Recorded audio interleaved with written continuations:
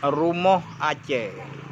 Rumah Aceh peninggalan orang tua kita yang lama sekali, udah dari sebelum merdeka Indonesia.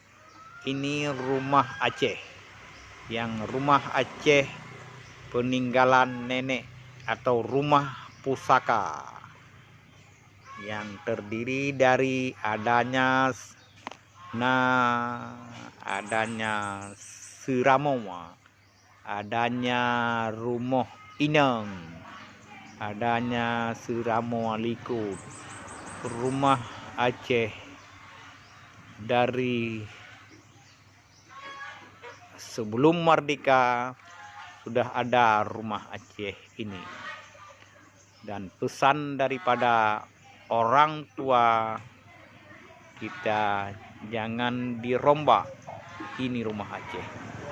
Rumah Aceh bagi orang Aceh adalah tempat tinggalnya yang dulu ada tempat simpan padi yang disebut dengan krung padi. Maka inilah tampak daripada rumah Aceh yang ada di Kampung Amut Redep Melayu, Kecamatan Lumpang 3, Kabupaten Pidia.